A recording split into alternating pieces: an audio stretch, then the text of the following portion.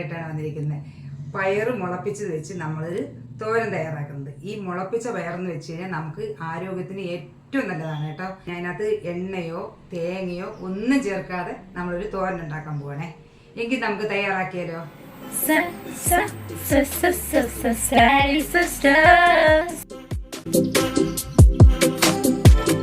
അടുപ്പ് കത്തിക്കുന്നതിന് മുന്നേ നമുക്കൊരു പാൻ എടുത്ത് വെച്ചിട്ട് അതിനകത്ത് നമുക്ക് ആദ്യം പയറിട്ട് കൊടുക്കാം. അരിഞ്ഞു വെച്ചിരിക്കുന്ന ഒരു സവാള ഉണ്ട്. അതിനുശേഷം നമുക്ക് കുറച്ച് മഞ്ഞൾപ്പൊടി ഇട്ട് കൊടുക്കണേ. ചതച്ച് വെച്ചിരിക്കുന്ന വെളുത്തുള്ളി ഇട്ട് കൊടുക്കാം. അരിഞ്ഞു വെച്ചിരിക്കുന്ന പച്ചമുളക് ഇട്ട് കൊടുക്കാം. കുറച്ച് ഉപ്പിട്ട് കൊടുക്കാം. കരിയാപ്പിലയും ഇട്ട് കൊടുക്കാം. പിന്നെ നമുക്ക് കൈ കൊണ്ട് നല്ലോണം ഇളക്കി യോജിപ്പിക്കാം കേട്ടോ.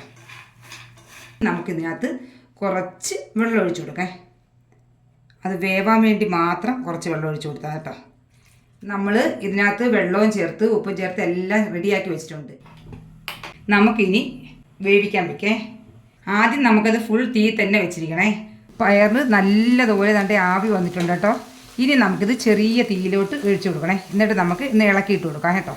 ചെറിയ ഫ്ലേവറിന് വേണ്ടി കുറച്ച് കുരുമുളക് ഇട്ട് കൊടുക്കാം. ഇളക്കി നല്ലപോലെ അങ്ങ് യോജിപ്പിച്ച് കൊടുക്കാം. ഇനി നമുക്ക് കുറച്ച് നേരം കൂടെ ഒന്ന് അടച്ചു വെച്ചേക്കാം. നമ്മുടെ പയറെല്ലാം റെഡിയായി. നമുക്കിനി ഒരു ബൗളിലേക്ക് മാറ്റാം.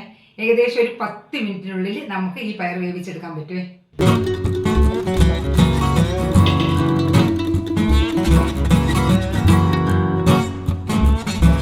അങ്ങനെ നമ്മുടെ പയർ മുളപ്പിച്ച തോരൻ ഇവിടെ റെഡി ആയിട്ടുണ്ട്. സാധാരണ പയർ വെക്കുന്നതിനേക്കാൾ നല്ലത് മുളപ്പിച്ച് തോരൻ വെക്കുന്നത് നമ്മുടെ ആരോഗ്യത്തിന് നല്ലതാണ്.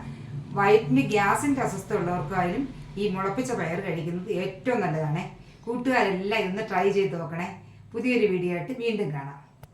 അപ്പോൾ നമ്മുടെ വീഡിയോ ഇഷ്ടപ്പെട്ടെങ്കിൽ എല്ലാവരും മറക്കാതെ സബ്സ്ക്രൈബ് ചെയ്യൂ. Star sisters.